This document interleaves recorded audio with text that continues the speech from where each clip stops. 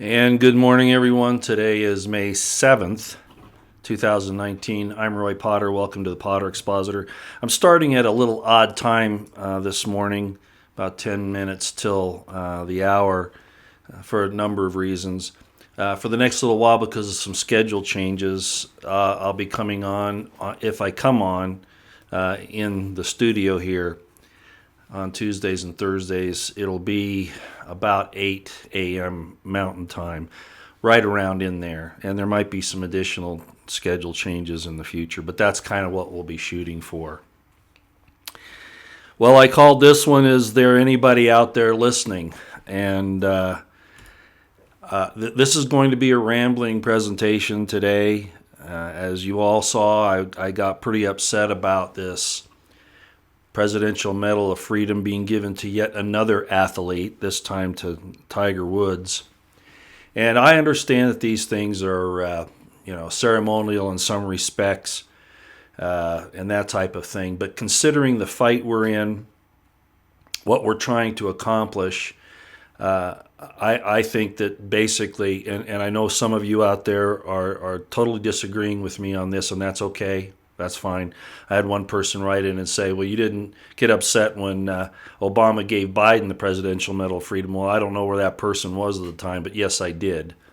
And I got very upset about it. It's like they're patting each other on the back, and just like at the Oscars, they're all telling each other how great they are. When the real American people out there are the ones that deserve these things when they're noticed. I'm not saying Tiger Woods isn't a real person, but I'm getting tired of the worship of athletes, and that being the only example to our young for where they should be in the future. And I really thought Trump was bigger than that. I really did.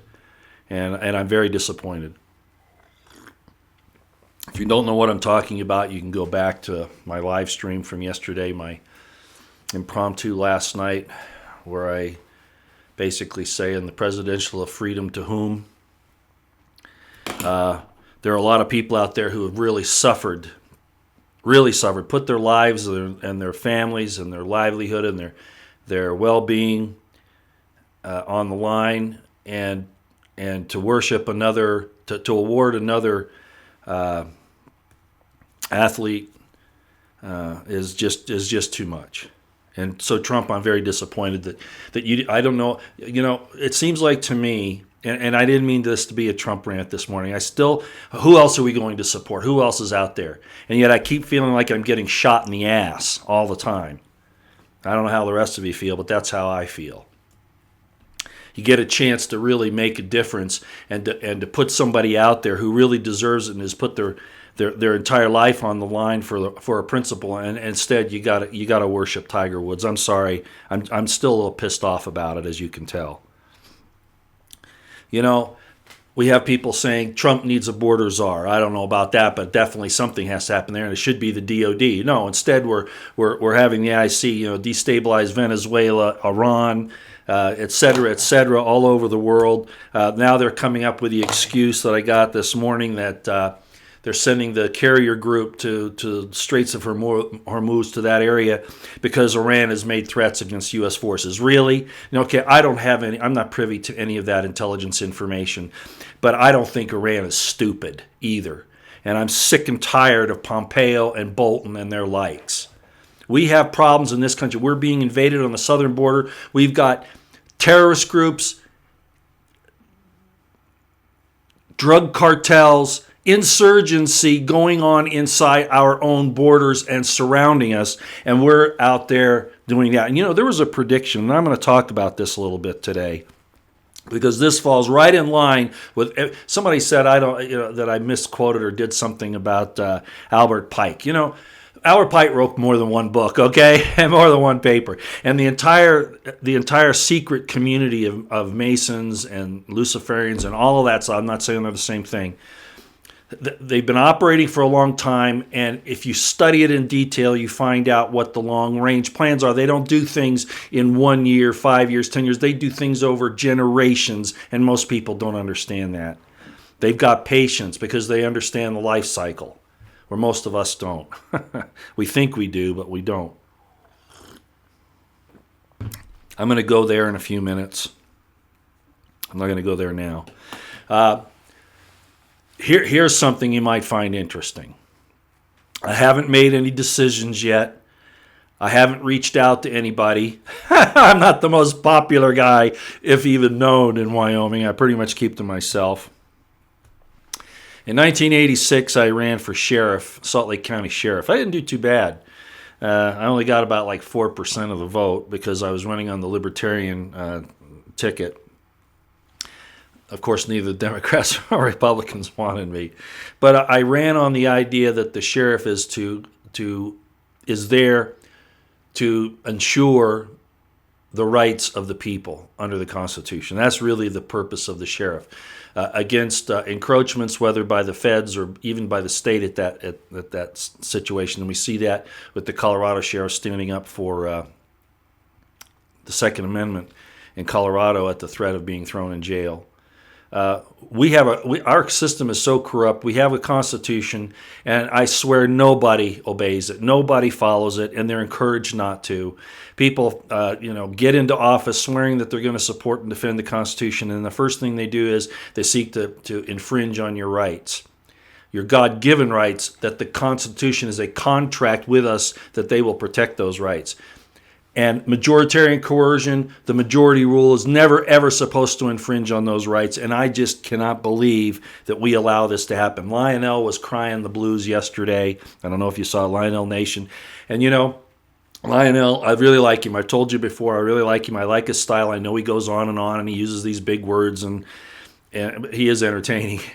But basically, his whole show was, Trump's not doing this. Trump's not doing this. The government's doing this. Why do we have to ask permission to exercise our rights, et cetera, et cetera, et cetera? And he's absolutely right. We need a border czar. We need to stop this business of going overseas and fighting Pompeo's and Bolton's wars and the military-industrial complex. I really like Tulsi Gabbard. I'm going to say that again. Do I think she could get in there and change it? Probably not, because nobody has the guts to take on this MIC and the IC. Nobody, the deep state, nobody. Trump made a good show of it, but we'll see. We still don't see a collar. And like I said, until the pudding is on the table, I'm not going to believe anything until I see the first person collared. There are some real problems here, as you all know, and I don't want to go off on that. But the point is that I ran for sheriff in 1986, and I just discovered, actually I heard it was coming, and I'm looking at the possibilities of doing this. Senator Mike Enzi. We have two senators in Wyoming. We have John Barrasso and Mike Enzi. And our representative for the whole state is none other than Dick Cheney's daughter, Liz Cheney. Oh, gag me. Well, Mike Enzi has said that he's not running the next time. So I am exploring. I am not making any decisions. I don't have any illusions of grandeur. I know what I would be up against there. I'm not part of the good old boy network. I'm at odds with many of their traditional beliefs up there. This area is loaded. It's not much different than Utah in some ways, but it's loaded with people that they're hardworking. The state actually has more, I think per capita, it has more people on the state welfare system than Alaska does, if I'm not mistaken. More people in Wyoming here are on a government assistance program of one sort. It's because work is scarce. The winters are really, really tough. But basically, it's a state for ranching, gas and oil, mining, and a pretty good amount of tourism. That's basically what Wyoming is known for. The ranchers, I don't know if I could make any inroads with them, frankly. And there's some parts of the state, believe it or not, that are liberal. There are. You wouldn't think so, but they do exist. But I am considering putting my name in and running for Senate in Wyoming, the U.S. Senate for Mike Enzie's seat. I'm just toying with the idea right now. So I'm putting this out there so that people who see this, if you have any contacts, if you think at all that your contacts are worthwhile, because I'm not going to be stupid like I was when I ran for sheriff in Salt Lake County. I didn't have any support but from the libertarians and from law enforcement officers. Almost all the votes I got were from cops because I'd been fired from Murray Police Department. I think most of you know the story. But almost all my votes then were from police officers. So that's kind of, I don't expect that type of support would even be there in Wyoming. And I could give you some other background on that. But the point is that I'm exploring that idea. So if there's somebody out there that I'm not going to go out there and waste my time and effort. Don't think I'm going to go out there and just do a ceremonial run for the Senate. I'm not going to do that.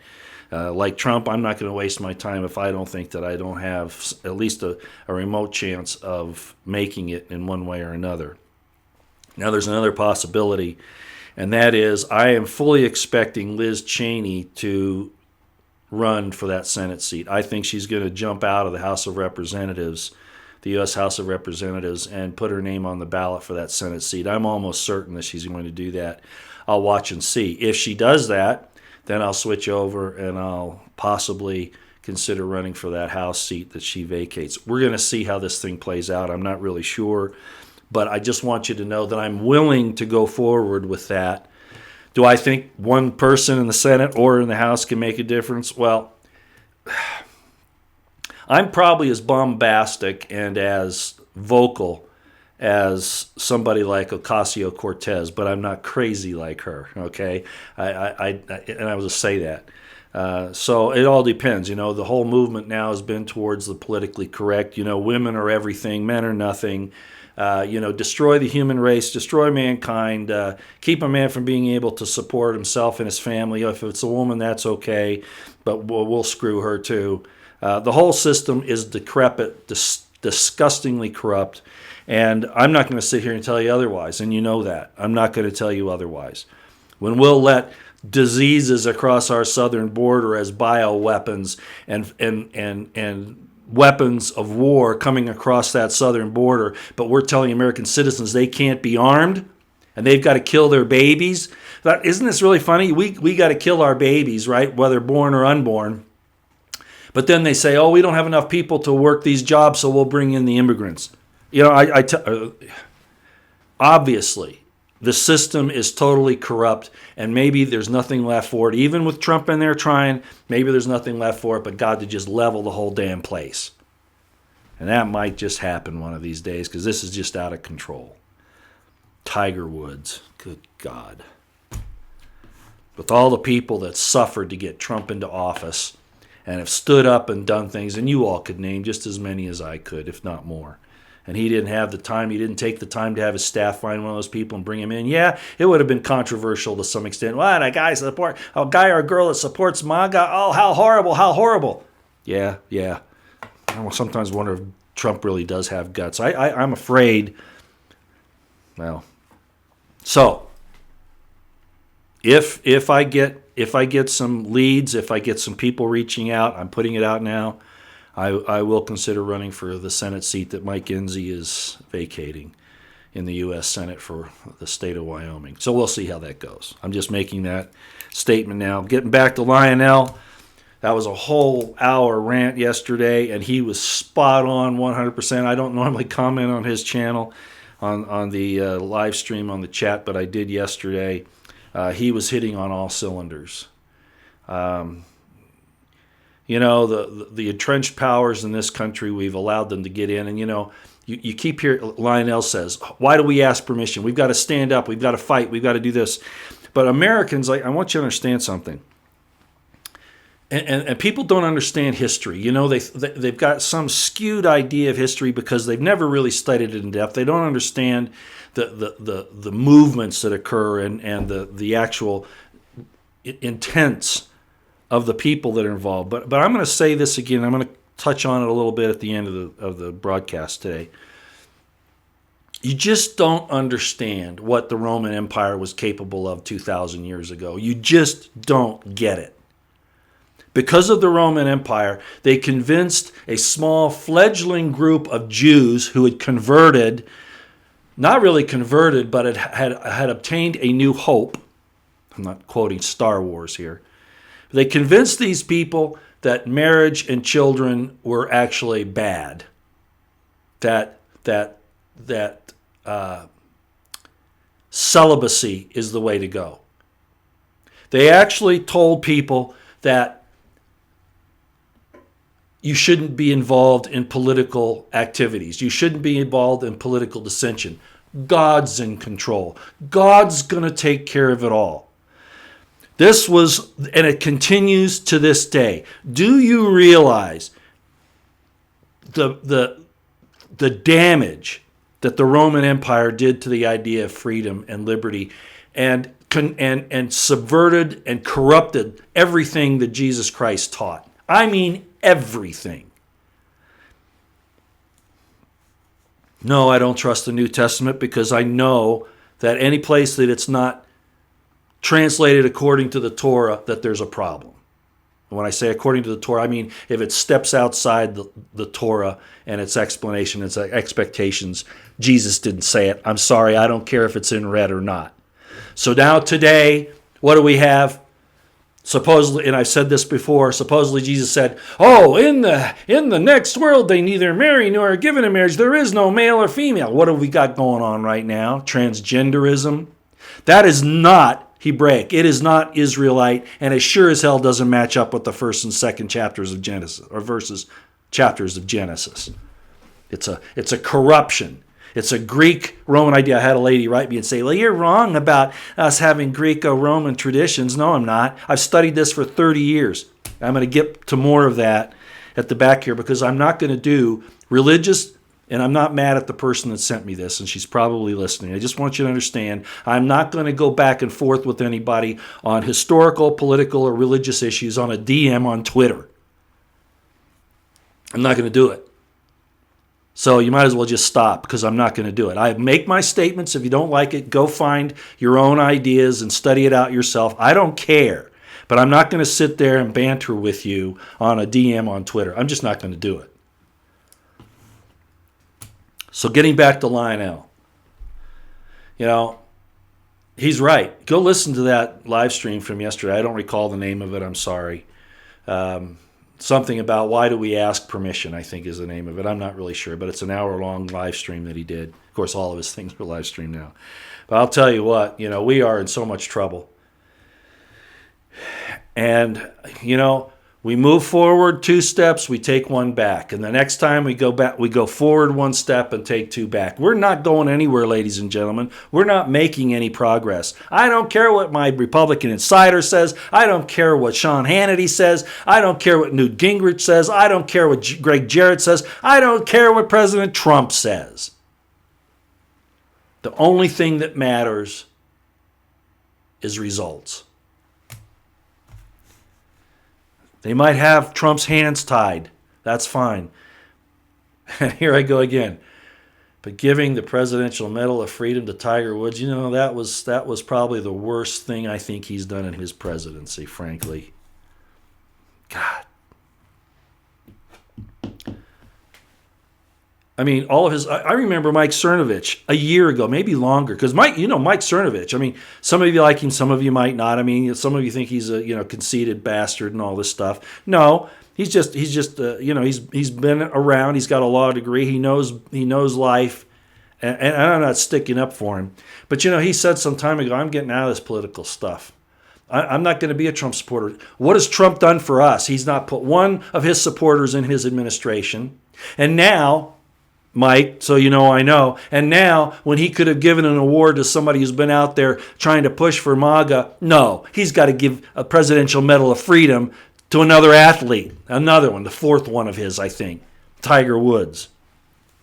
He doesn't give a damn about the people who are out there doing this. Oh, he'll tweet. We ask him to do things. What does he do? He tweets. That's all he does. Yeah, he sent me a letter thanking me for my suggestions. And he starts going down that road. I don't expect him to do exactly what I say, but, there is some common sense here. He starts going down the road, and the first thing I know is he backtracks and turns 180 degrees and goes the other damn way.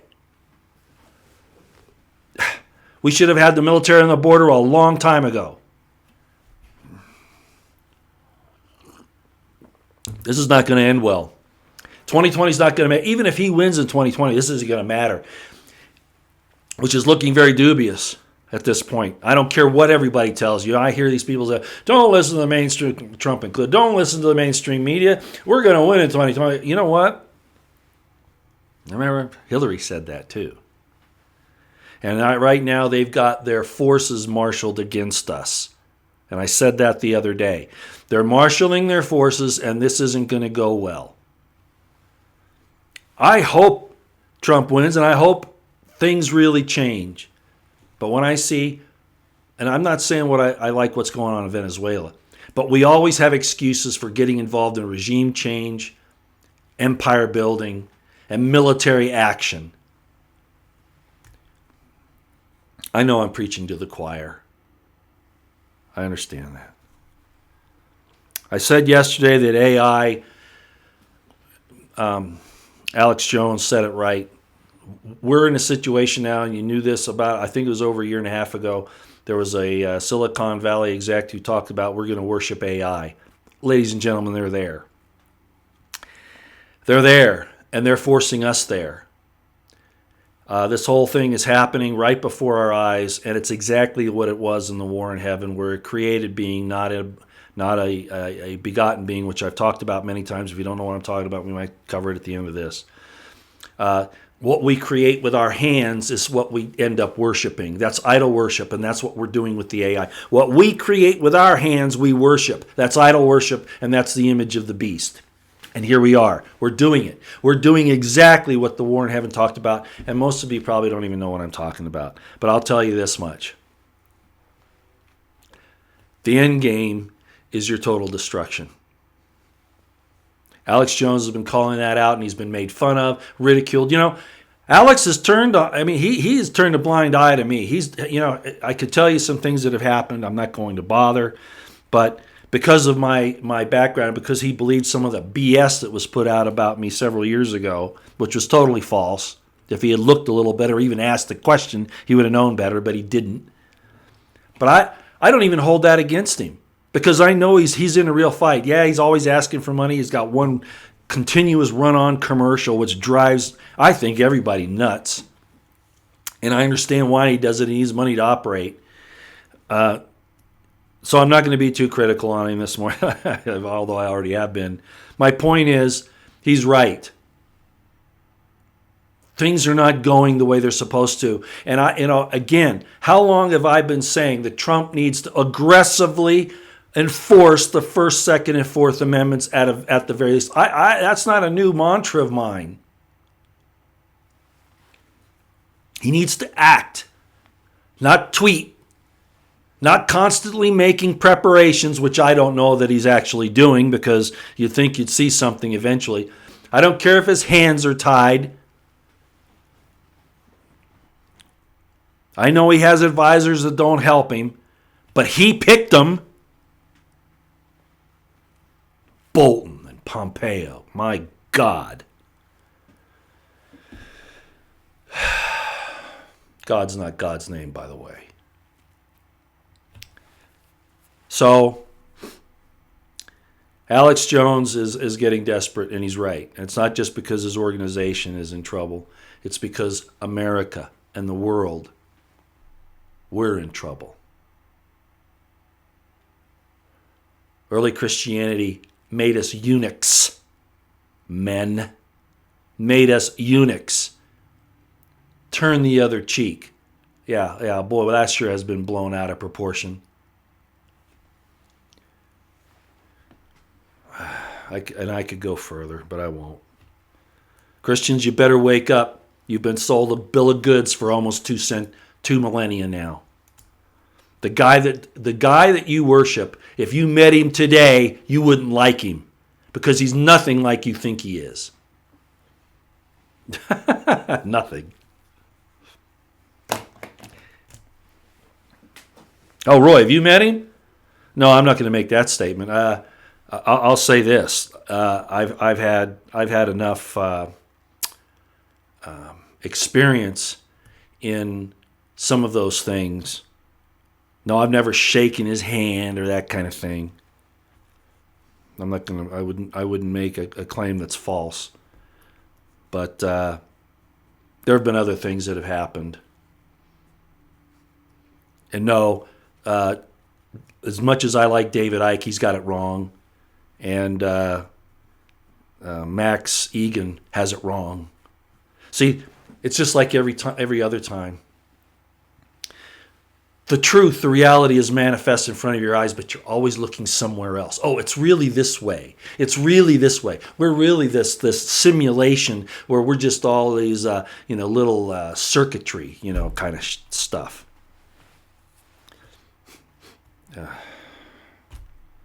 The truth is made manifest to you and you don't even believe it. Oh, it's got to be something other. That's what Christianity has given to us. And I know people out there, I have these contacts with these Catholics, and they're all upset because of the Dead Sea Scrolls and what I've said about that, and Professor Eisenman. If you don't know about that information, well, at the beginning of my programs here, I show the book I wrote called The Crimson Thread, and Dr. Eisenman's book, his last one, right next to it. And, we're going to talk a little bit about that at the end because I think it's important for you to know. I've made these claims and I'm willing to back them up. But not right now. I want to go to some other things. I mentioned yesterday that President Trump is pushing 5G. And with the nanotech, this is the panopticon. I'm very suspicious of things like that.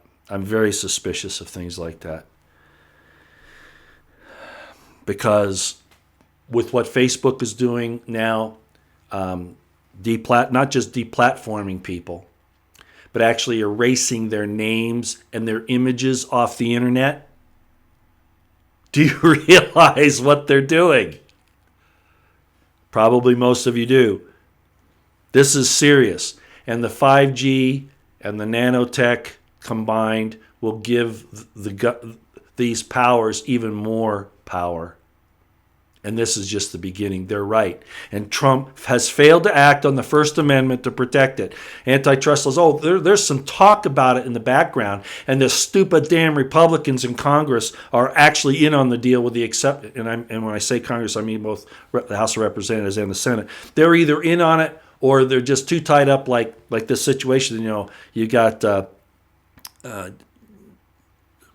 Meadows and Nunes and Jordan up there fighting to try to stop the IC from doing what it's done to the president and to us, the American people. They hit us on all these fronts, and then they're doing all this stuff on the side to make sure that their plans continue on. And I don't mean Jordan and them. I mean the IC, the MIC, the powers that be, the deep state. And Trump is like, he really is almost like Nero fiddling. It just drives me nuts. He will not use the powers of the presidency. He's too damn timid. And I wrote him, here some time back addressing the letter that he had sent me. I said, I really appreciate that, but, I'm going to be critical. I'm not going to be a yes man. And I'm not going to be. Oh, he's got to be delicate. Oh, the politics of the situation. If we don't change this whole thing's going down. Tired of tweets. I mean, it's real nice to get a message from the president and have your video like Millie Weaver's and Caitlin Bennett, is that her name? Put up and tweeted by Trump. That's real nice. That's real nice. But it's not going to prevent it from happening again and again and again and again. And every day that goes by that Trump and the DOJ and those who can actually make a difference and stop harassing the damn ranchers and people out west that are trying to make a living. Every day that goes by that they don't act, the beast gets stronger and stronger. Now, unfortunately, as you all know, I believe that there are two paths. We can choose good, we can choose evil, and that bifurcation, that division is getting bigger and bigger every day. Yes, I know that. And the scriptures seem to prophesy that mankind will be destroyed. And at the very end, not totally, but at the very end, there will be this Savior that comes and saves us from ourselves. And I know, trust Jesus. Okay, all right, fine. Another placebo to get you not to act. Very good Roman Empire counterintelligence operation. And counterterrorism in their eyes operation. And you don't even know what I'm talking about. And it's been going on for 2,000 years. I really ought to have a spiritual program and just switch like Mike Cernovich did. He got out of politics and he just went, he's into fashion now. He's into other things. Really good. I really like what he's doing. Maybe I should just go into this stuff. But, the thing is, I don't like to dictate, belief systems to people. And I wouldn't necessarily do that. I'd present it so that you can go either way. But I'm telling you, we have been eunuched with this concept of Christianity the way it's been handed down to us for two millennia. We've been neutered and eunuched, and now it's literally happening. Those of you who don't like this, go. I got a message yesterday. A lady said, "Oh, you're ranting. I'm out of here." I don't care. I don't care. You don't even need to tell me. Just go. We're in an awful situation. You can close your eyes and you can pretend like it doesn't exist or that God's going to come and save you, but you're going to be sadly mistaken. This school here is not something you get out of alive. The only thing we can hope to do is to make sure that when we go out for the right reason.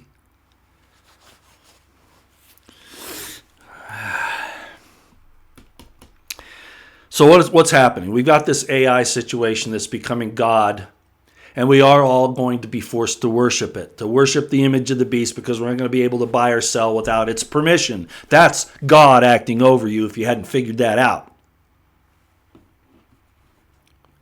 The ultimate decision whether you live or die.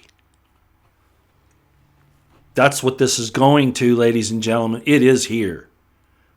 It's not coming. It is here. And it's starting to show its ugly hand. And those who can stop it are not. I don't care what you're being told. They are not. This is the most serious thing that's ever happened on the planet Earth. And we're being consoled. Taught things that are easy to understand.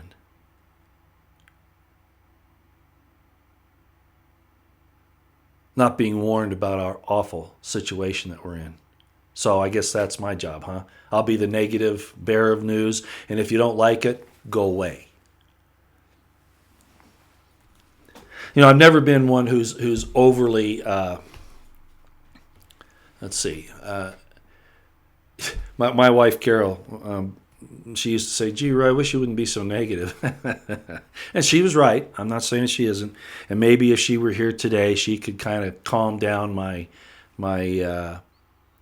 reticence on and my lack of faith in where this is going. And I'm jumping around a lot this morning because she could do that. Not too many people could. But it's because I can see, you know, I've got the eyes to see what's going on, like Alex does. I'm not nearly as intelligent or as well read as he is, but I can see it because I've been in the situation where I was forced to see it, whether it be in the military, the police department, politics, whatever. Religious institutions that betrayed me from the beginning, and you don't even realize it. It's just crazy. Yes, there are some things about the war in heaven that are happening here. Remember, the way I look at this, and this is going to be kind of hard to explain, the writings of the 1800s by the Illuminati societies, and I know people say, it doesn't exist. Well, whatever. The writings, Albert Pike's and others, there have been more, and I'm not going to mention what they are because people say, I'm not listening to that. All I'm going to tell you is this, okay? They said what they were going to do. They said how they were going to do it, and all they were waiting was for the technology to come around in order to accomplish it. I had somebody say the other day, hey, you must not have read 1984 because they did do what you said they did. That wasn't my point. My point was they didn't have the technology to actually have it, the people that wrote those things. They were waiting for that time period, and now we're here. There was a war in heaven, and it's symbolic. It's metaphorical. It may have actually happened because it's sure as hell happening here. But you had a satanic force that went to God and said, I will make sure that everybody does the thing right that they're supposed to do, that they won't make any mistakes.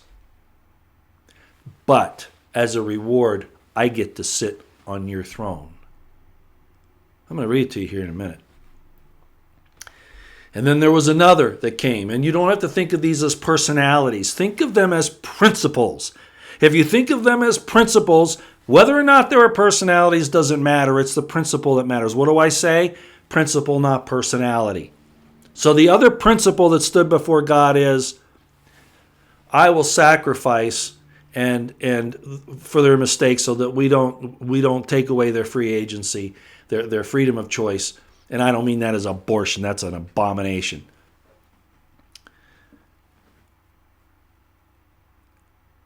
And I'll pay the price. I'm not going to force them, but I'll pay the price.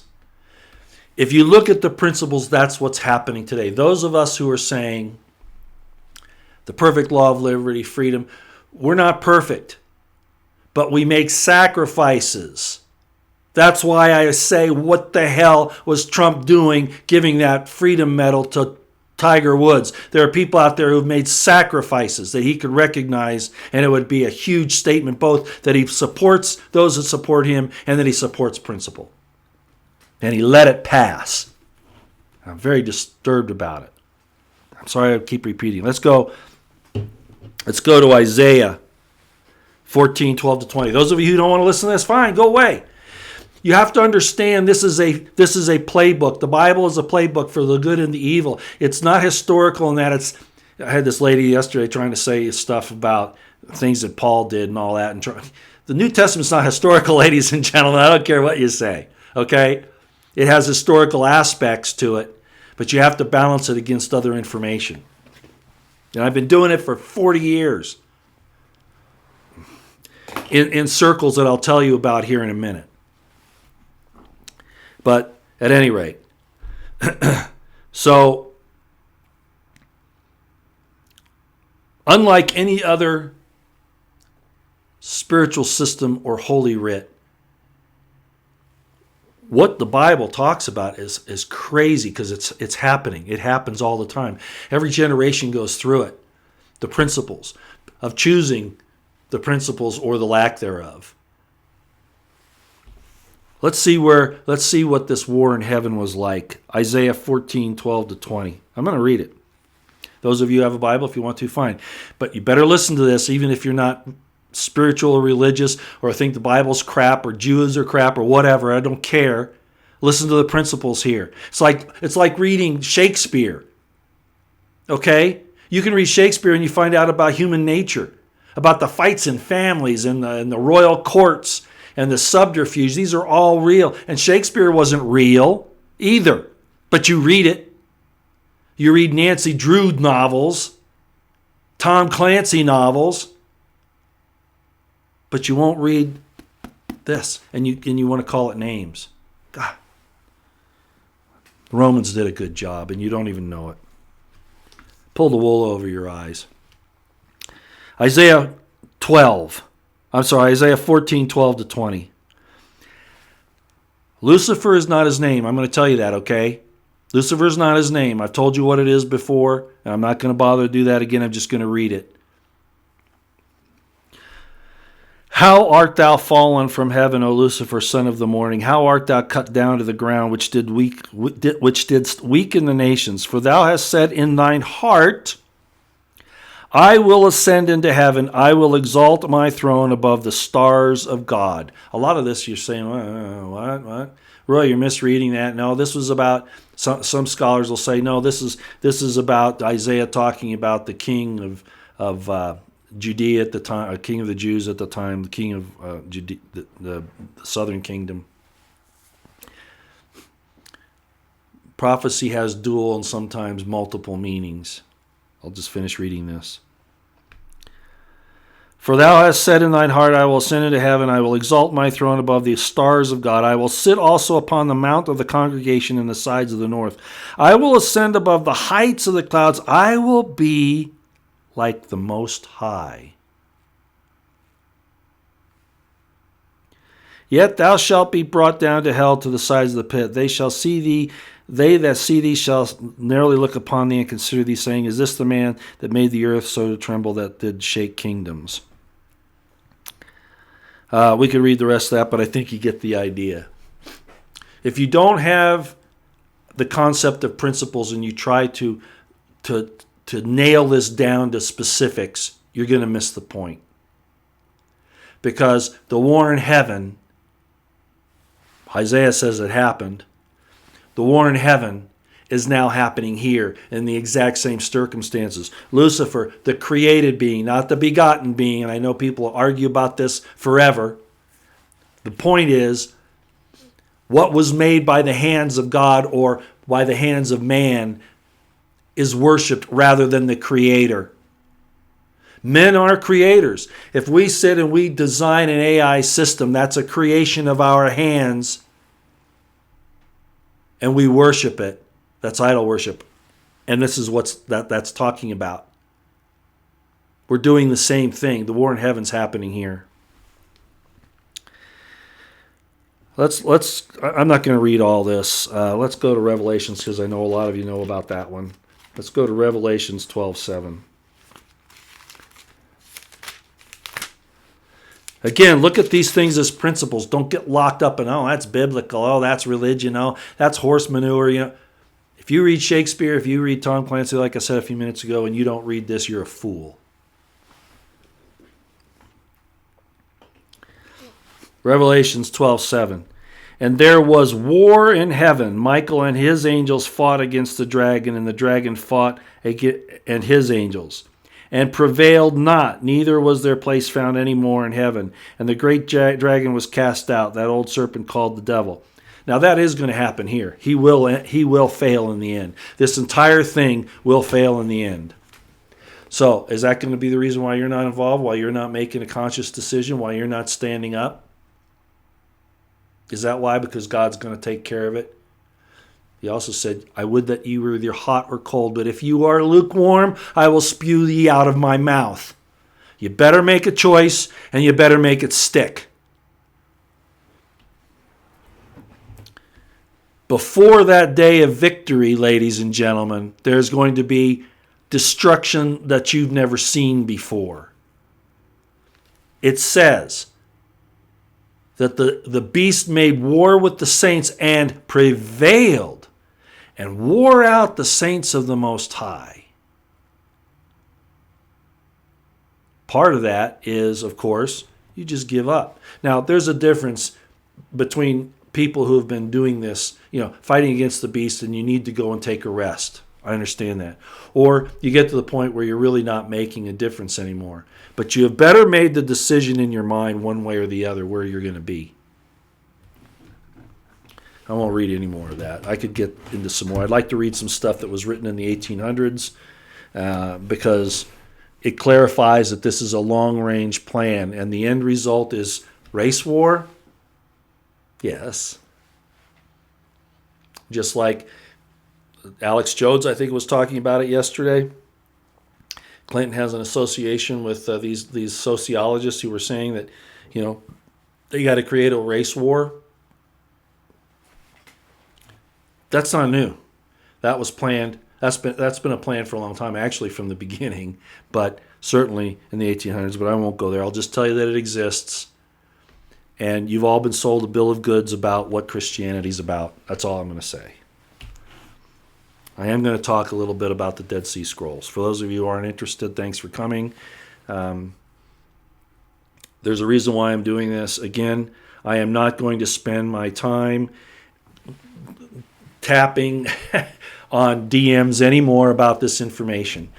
Maybe one of these days I'll open up, like I said at the beginning, I'll go to this, and this will be my major work, sort of like Cernovich is doing fashion and those types of things, guerrilla mindset, improving your life, making things better. That's what Cernovich did. My expertise is in this area. And yeah, I'm not saying everybody has to agree with it. Scholarship is something that by its very nature is debate. And I understand that. But again, I'm not going to do it on Twitter. Don't even try to get me to do it, okay? Because I won't. And I'm not going to give you all the details of my background, but I'll say this. Robert Eisenman, who is one of the world's foremost scholars on the Dead Sea Scrolls, he was a mentor of mine. Also, Dr. David Price, and also Dr. Ruth Altman. I don't know if they'll remember me, but I still have their emails and their comments about my work, about my like my book, The Crimson Thread. A lot of what's in there as I developed that was with not with their help so much, but with their discussion. And there were others, but those were the three big ones. I get this information the other day where this person wants to argue about whether the Paul of the New Testament is the same as the Saul of I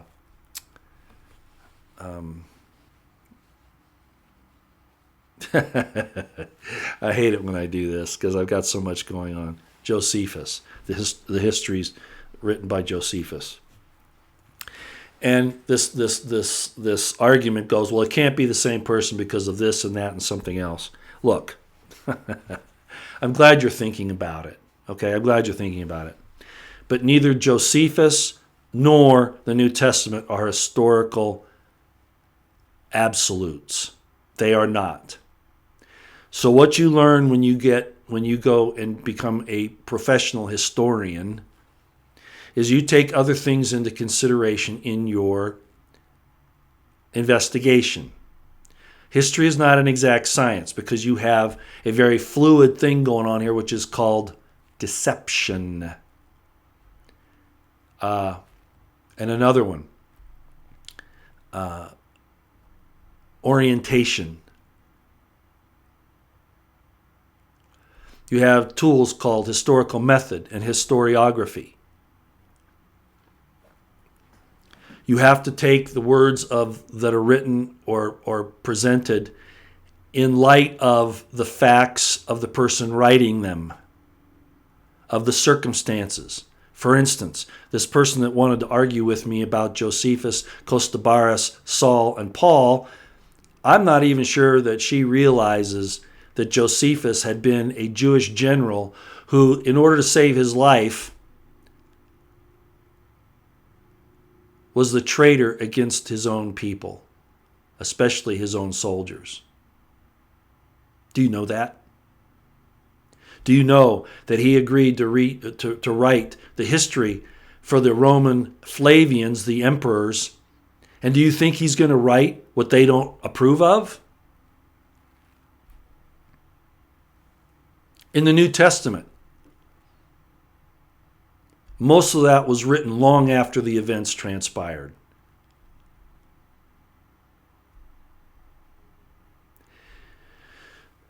if in fact, and Robert Eisman did a great job on, see what happened was, let me tell you about how the Dead Sea Scrolls, you know the story about how they were found with the Bedouins that threw the rock in the cave and they heard it break, and so they go in and they find these things.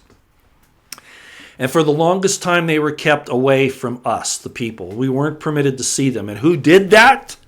Well, the Catholic Church and the Bibliothèque Nationale and the Israeli Antiquities authorities. I wonder why. I wonder why they didn't want us to see it.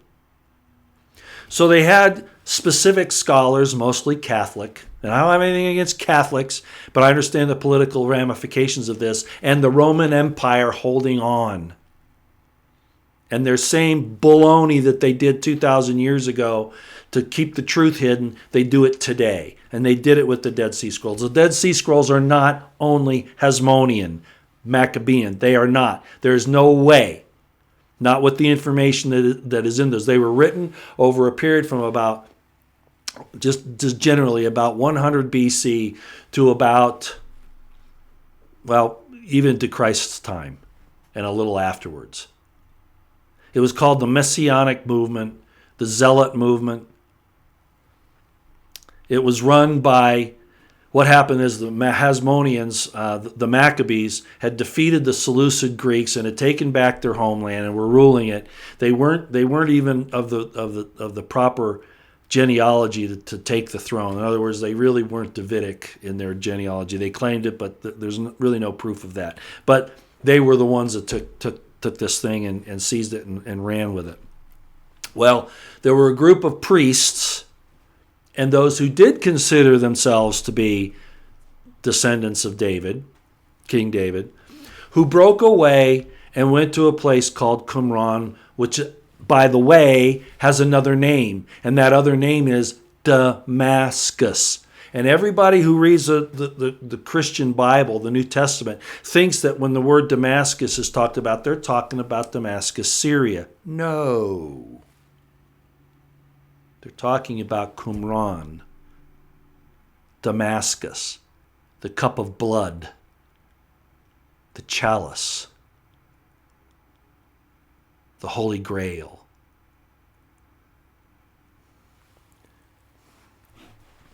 The seed, the holy seed.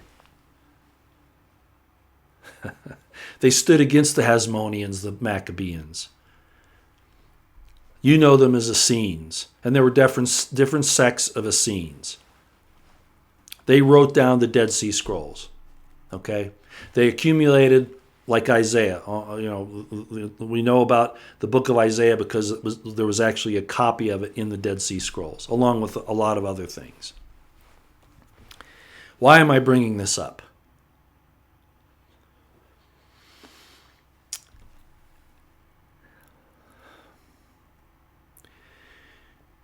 By using documents written at the time of the events, you match that against the New Testament. Knowing, at least on the part of Josephus, he definitely has an ulterior motive, and that is to keep body and soul together. But if you say, out of hat, that because this Saul here didn't die in the way Paul is said to have died, it can't be the same person, you don't understand Roman intelligence operations, and you don't understand, paying somebody for doing the work that you've done and changing their identity and all of that. And yes, all of that is possible. What Dr. Eisenman found, I don't care what Giza Vermes said. You folks probably don't even know who that is. Giza Vermes was part of the Bibliothèque Nationale movement by the Catholic Church to keep the Dead Sea Scrolls under wrap and to force people to believe that they were all written prior to the first century. All of them. And that's not true. It was an ongoing set of literature that even was being done during the first century. And there are very, very close parallels. One of the key points is the family of Herod and the incest, because the incest, I'm sorry, ladies and gentlemen, did not happen among the Hasmoneans and the Maccabeans. That information about the incest cannot be Maccabean or Hasmonean. It has to be Herodian. The marriage in the families, which is even talked about in the New Testament. Remember Herod Antipas and his, what was she? I can't even remember now. I don't think it was his daughter, but it was like his niece. Niece marriage amongst the Herodians was very common, not the Hasmoneans. So all of those references to niece marriage in the Dead Sea Scrolls are not about the Hasmoneans and the Maccabeans. They are not. They are about Herodians that came about just prior to the first century and on through with Herod Antipas. Herod the Great and then Herod Antipas. So, what am I saying? I'm saying that the Dead Sea Scrolls have real historical value. Josephus was trying to keep body and soul together. I'm not saying he was entirely wrong, but everything that he put in there was designed to further the cause of the Roman power in the world. And one of the things that he had to do was to put down the best that he could the Messianic movement, in other words, the salvation of the Jews, and that they would ultimately be freed, because that went against the Roman idea of conquest, didn't it? Yes, it did. In the New Testament, by and large, I'm very suspicious of Paul, the person that claims to be Paul, and people who read the Crimson Thread know this. There are problems with Paul. He cited James on a number of occasions, and James is mentioned in Josephus. He is. The whole story. Yeah, he is. And the liar is mentioned, who James is referring to as Paul, we know as Paul the Apostle. Yeah, all those connections can be made.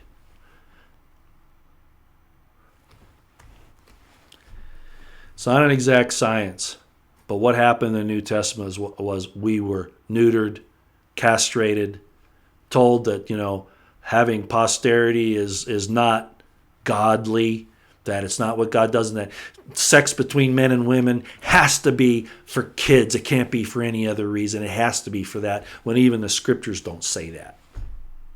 Why? Because the Romans wanted to cut off the royal line of the Jews. That's why. It was an intelligence operation.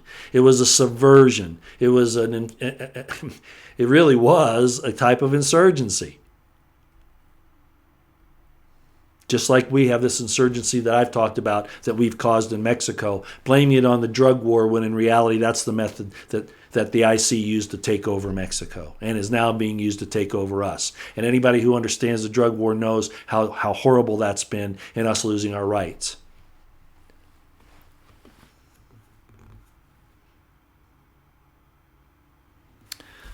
So that's where I wanted to go today. I don't know that I will change my format and get out of this political thing entirely. I actually, it's not possible to do completely. But I don't know that I want to go the other way either. So maybe the balance should be, the way I've done it. Talk about both and how they interrelate. Let's see what you guys think.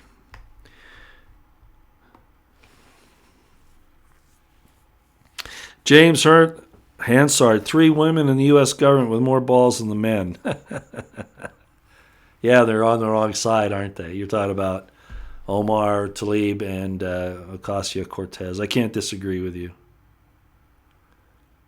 Edelson James, Roy do fashion. Oh, do you remember what happened before I started wearing this? I was kind of, casual. But one day I thought, I was making a, I had the green screen behind me and I was superimposing a background, and I thought, I had to wear a shirt and tie. Remember, I wore uniforms most of my life in one form or another. And so I had this, and I've worn it. It's a sporting shirt. It's about fishing. It looks pretty nice on its own, but I was dumb enough to put a tie on. And yeah, somebody did say, call the fashion police. I'm not fashion minded. No, I'm not going to do that. But I did decide to start wearing, on the formal things, a shirt and tie, but a little better than than my fish shirt. So anyway, Edelson James, thanks. No, I won't talk about fashion. I'll leave that to Mike Cernovich. Okay. Okay, most of you seem to be saying that, okay, you'd like me to continue the way I do, tying in, real events with scripture, with history, and explaining things related to those and combining them. The Noahide Laws, this always comes up, Leslie. Noahide Laws are an effort by the Talmudic rabbinic Jews to force Talmudism onto everyone. The Noahide Laws are not true. There are some basic principles there that are good, but they're what Jesus would call setting up stakes when he talked to the scribes and Pharisees and talked about their legalese. That's what the Noahide Laws are. They're not true. They're not based upon anything. They're based on rabbinic interpretation and not even based upon the law itself. The Noahide Laws have no justification whatsoever. And I've talked about that before. I do understand that people say that George W. Bush, or the first Bush, I'm not sure, signed them into law. I don't know about that. A lot of our codified law might be Noahide in the basics, if they are. Well, for instance, the adultery laws. The adultery laws in Christendom are bullshit. That's why I can say what I say about President Trump, that he's probably never actually committed adultery. Most of you all know what I'm talking about. I'll just say this: sex between unmarried people is not adultery, and it isn't even necessarily fornication. Fornication can be premarital sex, but it isn't the same thing. And adultery isn't sex outside of marriage. It just isn't. That's just an example.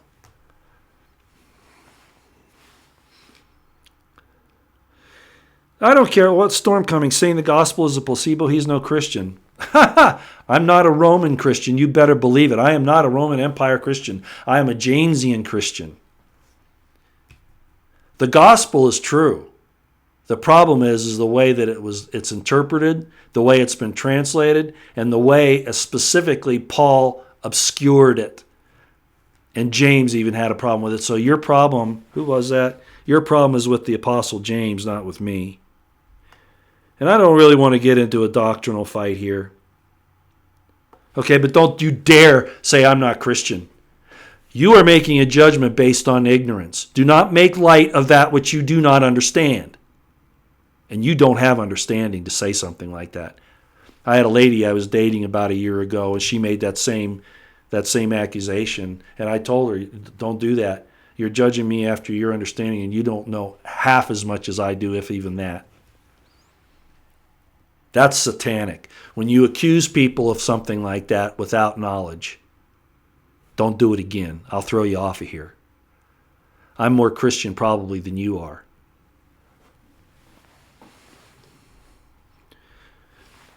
The good news, the gospel, is true.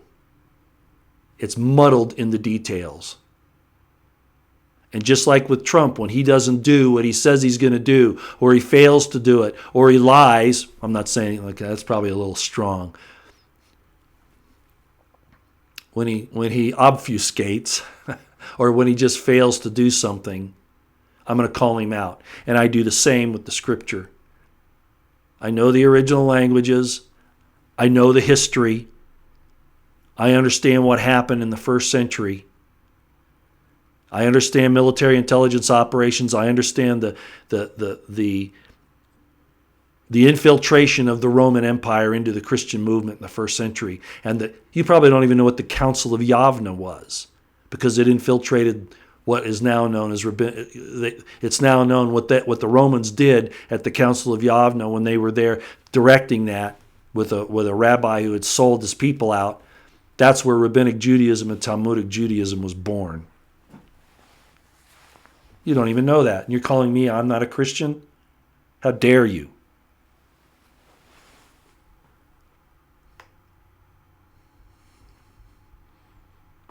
Yeah, how dare you? Go away. Yeah, Tim Higg, I'm going back to start. The only mention of Lucifer in the entire Bible.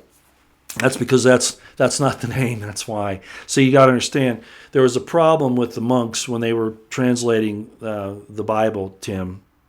There was the star of the morning in Isaiah, and there was the star of the morning in the New Testament.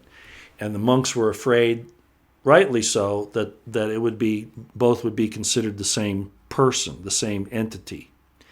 So they changed the translation in Isaiah, which is Halel ben Shikar, which means bright star of the morning. They changed it to the Latin light giver, Lucifer. Lucifer's really not a bad, evil thing. It just means light. You see it all the time. But at any rate, it is the word used in place of Halel ben Shakar. It is. And the reason, again, is because Halel ben Shakar means bright star of the morning. Okay? And that's too close to what the New Testament was calling Jesus as being the bright and morning star. Okay? So that's the reason why Lucifer is only mentioned once, because that's not his name. That was an effort to just separate those two characterizations so that the reader would not think that they were talking about the same person. Now, the Luciferians do believe it's the same person. That's the interesting thing. Okay? The Luciferians do think that Jesus was Lucifer, is Lucifer. Oh, yeah. Well, that gets too deep. Okay, let's see what else we got here.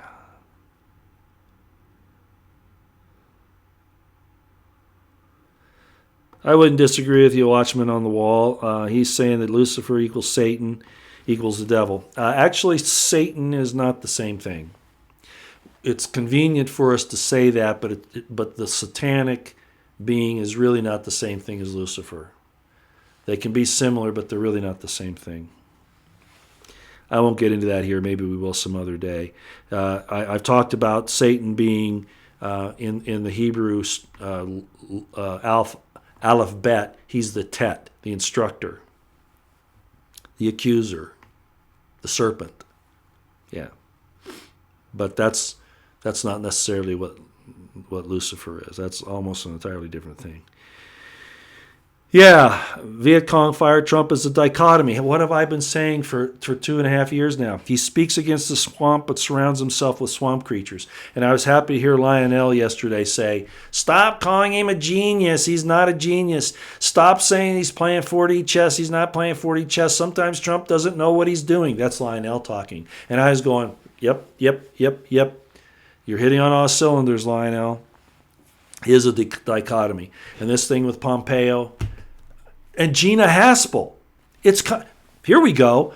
It's finally coming out. I mean, we've known about it, but it's finally coming out that the British intelligence was involved in this whole operation on Trump, Papadopoulos, and Page. Okay, Carter Page. We're now coming out crystal clear, and of course, the Five Eyes doesn't want this because it's going to blow their sources and methods, which is all corrupt anyway. But now we're finding out what? I think it was Dan Bongino that said it. Pardon me, I burped. I'm not sure it was Dan Bongino. There's so many people I follow. But they made a good point. There is no way a counterintelligence operation could have happened in Britain, in London in particular, without the American CIA knowing about it. And who was that at the time? The current director of the CIA, Gina Haspel. Gina Haspel is dirty. And here we go again. Trump brings in his very enemy. Oh, he's keeping him closer so he can watch him.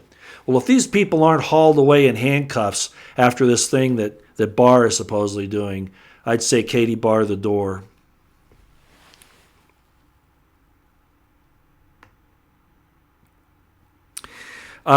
Okay, 62 4TG. Many people mix up the term son of the morning in Isaiah and bright morning star in Revelations. It really is the same name, 624 TG. But I just explained why. Because Satan's the great imitator, so he wants to be the bright star of the morning, right?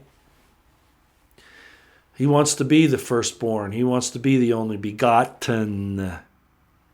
Not a created being, the only begotten. So that's why he took the name Halel ben Shakar. That was changed to Lucifer. But it really is the same name, just because it sounds different in the way it's pronounced, the way it's dissected. It is the same name, and that's what the monks were concerned about. But people would, if that separation had not been done by the monks, the Lucifer in Isaiah and the bright morning star for Jesus in the New Testament, people would have, just like Lucifer, say it's the same guy. So you're right in that regard, yes.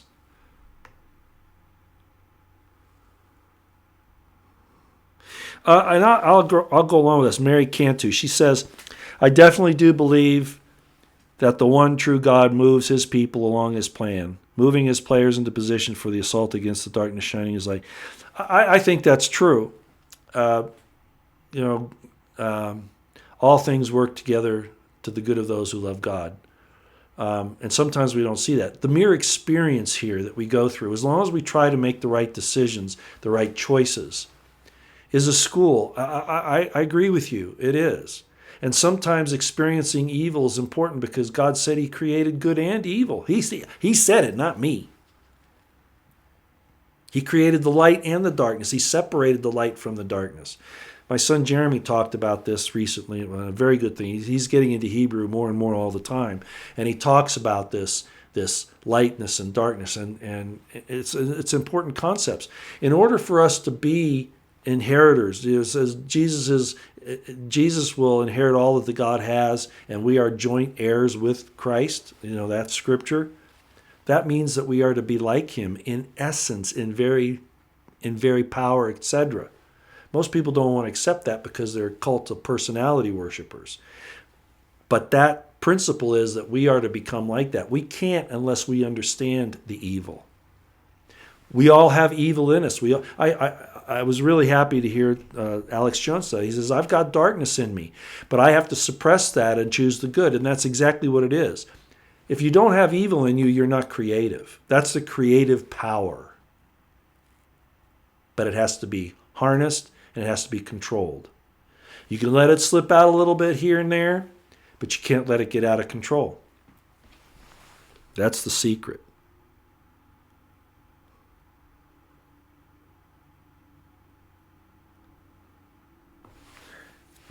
Oh, this is interesting. Mia Nia says, I am the Son, and then Son meaning like the Son in heaven of God. The word for Son is, the Son itself is Shemesh in Hebrew. It's not a star, okay? So the scripture in Micah, I think is where it is. It might be Malachi, one of the two. It says that and the Son shall bring healing in his wings.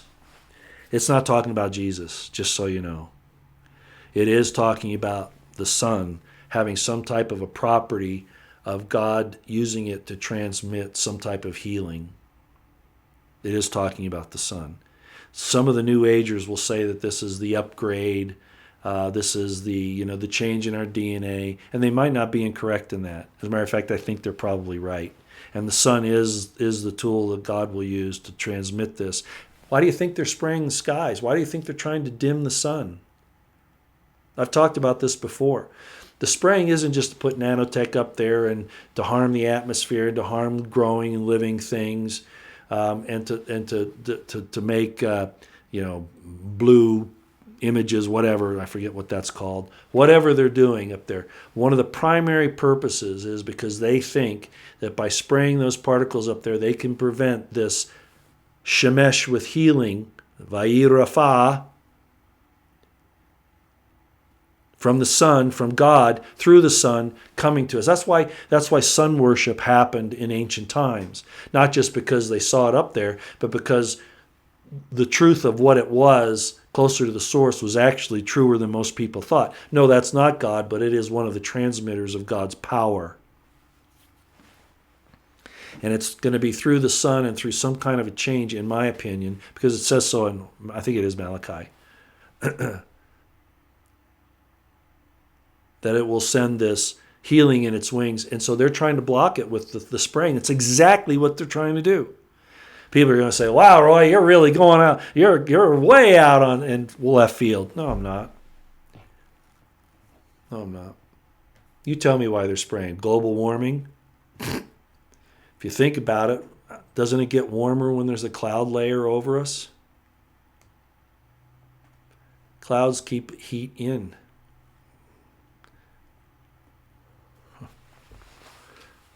Maybe we are looking at reptiles. I don't know. Oh, we've been going for an hour and 15 minutes. Let me see.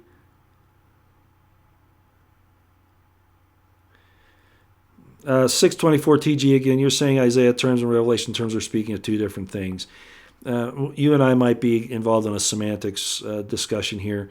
All I'll say is that Isaiah was talking about Hillel ben Shakar, who we would know as being the angel cast out of heaven, the created being cast out of heaven, and the book of Revelations is talking about Jesus. That's all I'm going to say about it. I'm not going to go any further down that road. But it would make all kinds of sense that the evil side would try to imitate the good.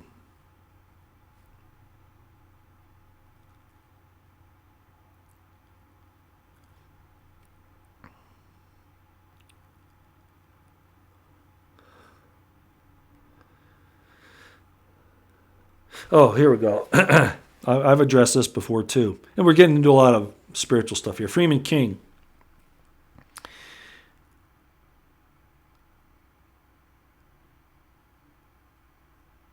Oh, first of all, let me back up to Mark Howard. I'm not certain you're wrong, Mark. You say Iran, Israel will jump to China and Russia's side and America will be all used up. Yeah, it's kind of going that way. But there is another aspect of this that I don't want to get into today. But if we can actually make that alliance with Russia, as I've talked about before, it could have some biblical overtones. But I won't go there today. I want to address this. Freeman King. The below as above, so below is a ridiculous, antithetical, low vibration, evil replica as the above. Careful there. They always point out that as a Luciferian thing. They'll show the god Baphomet, with pointing up and the down thing, right? And so they always interpret that saying as above, so below as being only pagan, Luciferian, Baphomet, Moloch type saying. In effect, your Jesus said that, did he not? He did say it.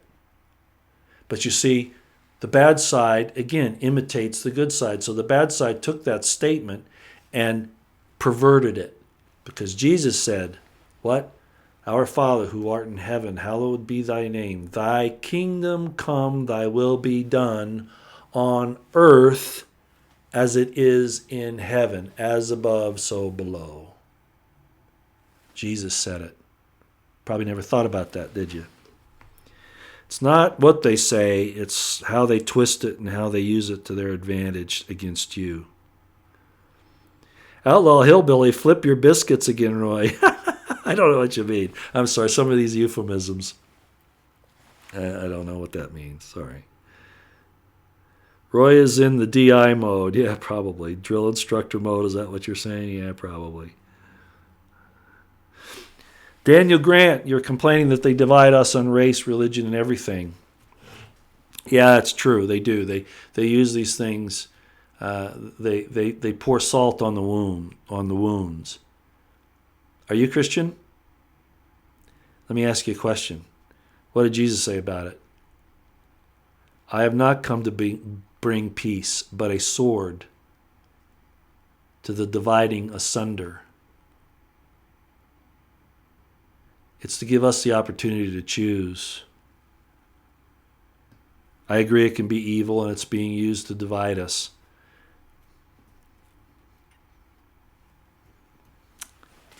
Yeah.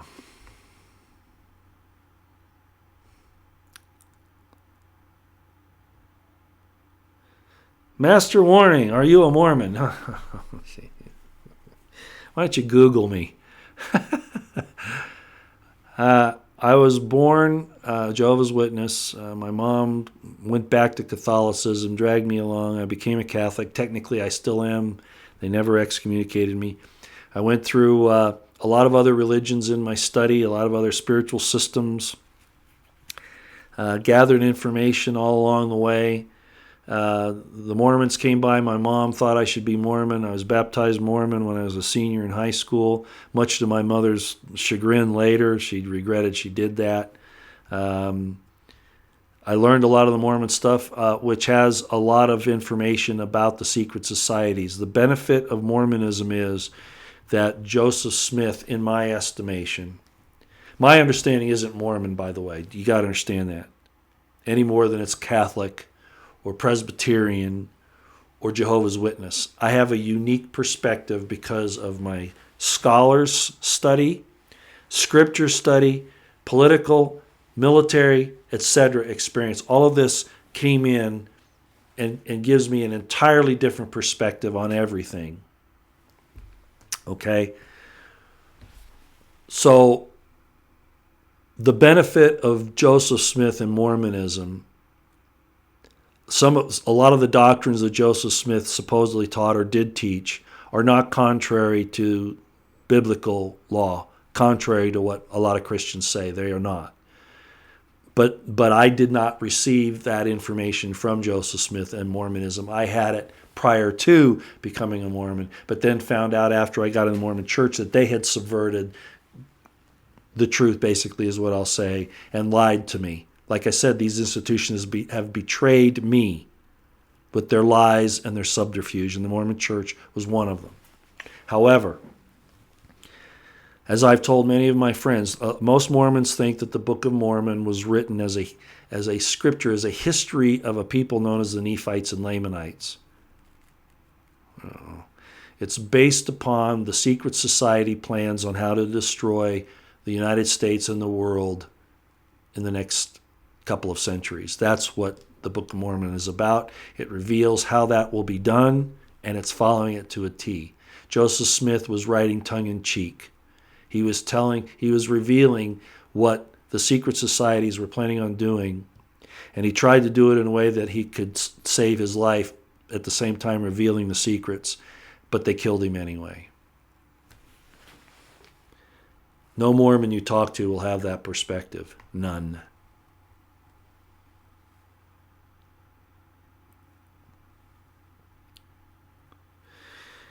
Oh, I wish. Steve Wiley says, Roy, the CIA has been destroyed. They are dying. If that were the case, Pompeo and Bolton wouldn't be doing what they're doing. So I don't think so. I would like that, but I don't think so. Like I say, I'm still not sure where Trump is falling on this spectrum. I'm really not sure. We don't have anything better, so I'm going with it, and I'll support him in the things that he says he wants to do. I just don't see it happening. And all the excuses in the world for not putting the military on the border when there is no other alternative. There is no other alternative at this point. These foreign wars of regime change and conquest and forcing democracy out there like Bolton wants to do, that guy's a hypocrite, he's a liar, he's a neocon Trotskyite, and he needs to be fired. We need to put the military on our border. The posse comitatus is not violated when we're trying to prevent an invasion. They use our laws and and these interpretations against us. And if I were Trump, I'd say, damn you to hell, I'm going to do it anyway, whether you like it or not. 7th Infantry Division, down on the border.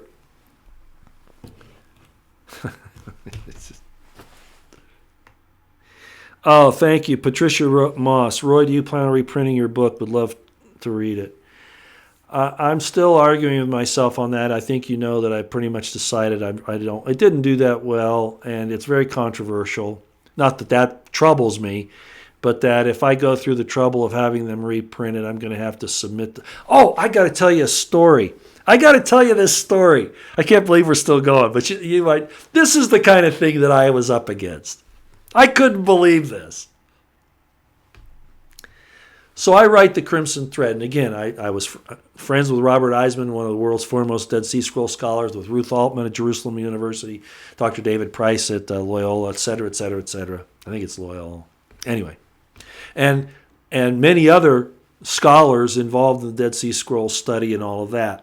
How it was suppressed, how Dr. Eisman finally got it out into the public. It was really Dr. Eisman that did that. Everybody else was keeping it under wraps. At any rate, so I write my book, The Crimson Thread, and I might put it out again. I don't know. I'm just not sure. But let me tell you what happened. So I wrote the book, and I run into an accountant for the entertainment industry when I'm in California. It was just kind of a random meet. It wasn't planned. And this guy, he has contacts with all the production studios. Okay, he does a lot of their accounting, right? And I'm talking about, like Orion Pictures, MGM, that kind of thing. But also foreign ones. He had contacts with an Italian movie producer, who had done some pretty significant stuff. I'm not going to give you the details of the name. I wouldn't want him to get harassed. And you'll see why here in a minute. So this accountant got me in touch with this director-producer in Italy, and I sent him a copy of my book, and he read it, and he's just excited. He wants to make a full-length. I did the Crimson Thread, the movie, which was just an amateurish effort, which was kind of based on this rejection by this guy, kind of, and the suggestion of somebody else. But at any rate, he wanted to make a real motion picture, like the Ten Commandments or that kind of a thing. And so he and I were in communication for some time, and we were going over the script, and it really looked like it was going to go. And I was excited. Of course, I wouldn't have to work for the rest of my life, right? Having made this big movie. Well, of course, it would fly in the face of traditional Pauline Christianity, because it's based on Jamesian Christianity and the restoration of Israelite customs and laws. But regardless of that, it was looking real good, and they liked the fact that there was, this conflict. There was this, not just Jesus teaching and all that, but actually involved in the Essene movement and in the Messianic Zealot movement and his association. Da Vinci Code came out at about the same time. It was really funny. Dan, what's his last name? The writer of the Da Vinci Code wrote the Da Vinci Code at the same time that I had written the Crimson Thread, and they were similar in some circumstances. So, it was a hot topic at the time, and my approach to it was even more exciting, I guess, for this movie producer than Dan Brown's book, the Da Vinci Code. So anyway, we were going through it, and I thought it looked like we were going to sign a deal, and then he comes back to me, and this is what he says. No kidding. He says to me, he says, Roy, I really want to go through with this, but I have one caveat, one thing that you have to do in order for me to really push this thing to go forward with it. I said, oh, great. Well, what's that? Listen to this. He says, I want you to agree that the script will make Mary Magdalene a transgender cross-dresser.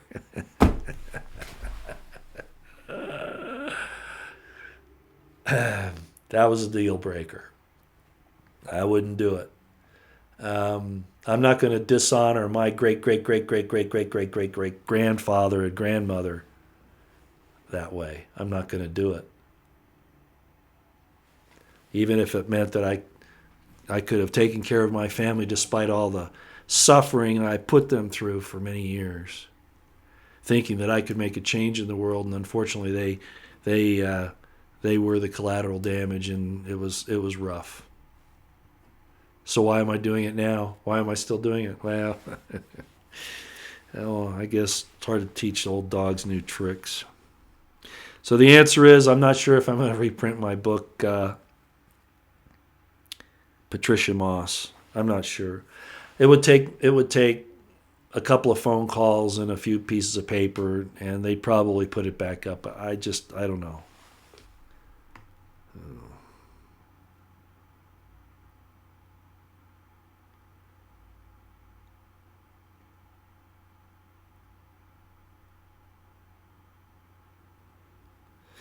Oh, this is it. So many good comments, but I'm going to cut this off. It's been an hour and a half. I kind of like this one here that somebody said. Let me see if I can find it again. It skipped down.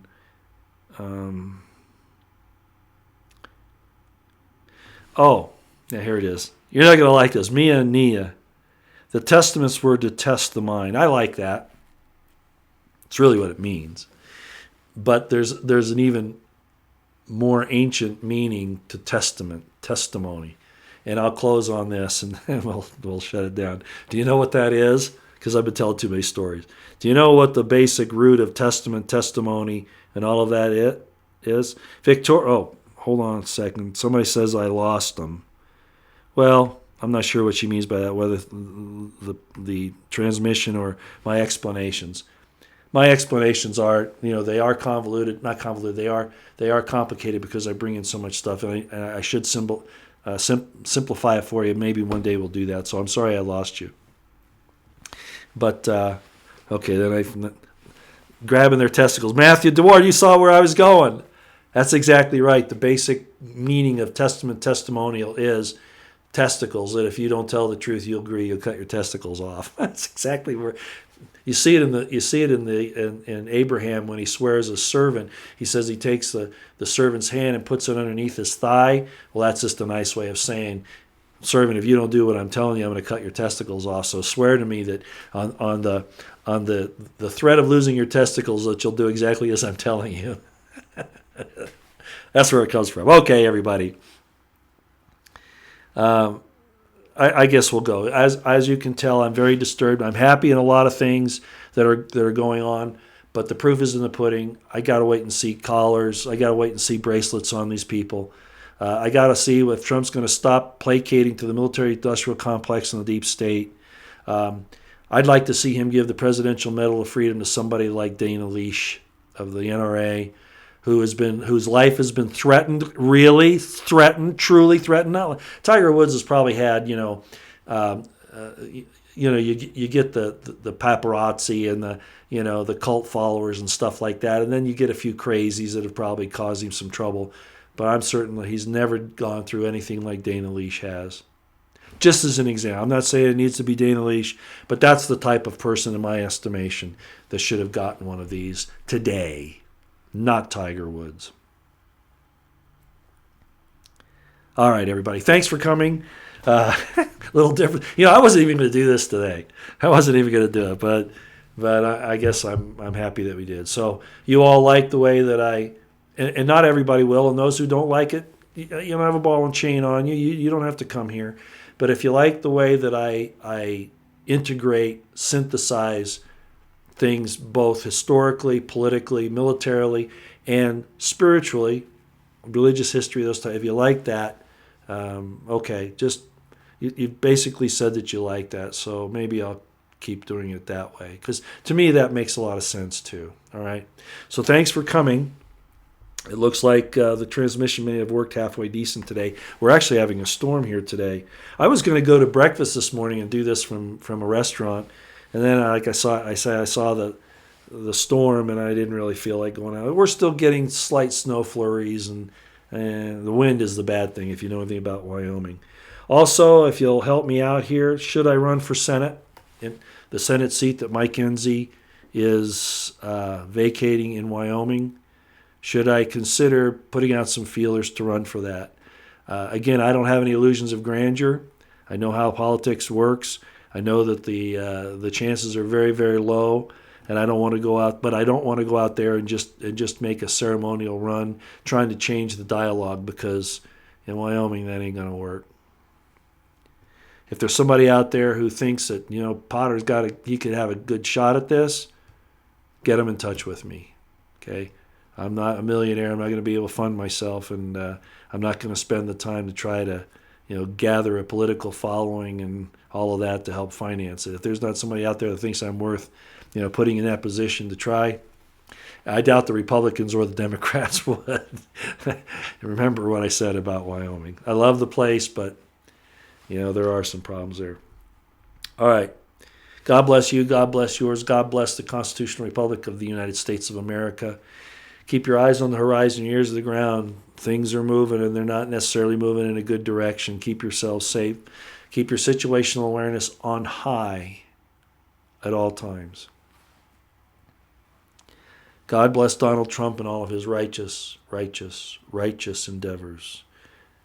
And may he start listening to that spirit of discernment that's whispering in his ear, telling him what is right and what is wrong, and that he will have the courage to do the right thing despite all the pressures from the deep state, the shadow government, his friends. I don't even trust Kushner, of course, as most of you know. I love Ivanka, but all right, you get the point. Thanks to everybody for coming. I hope you have a great day. We'll talk to you next time out here.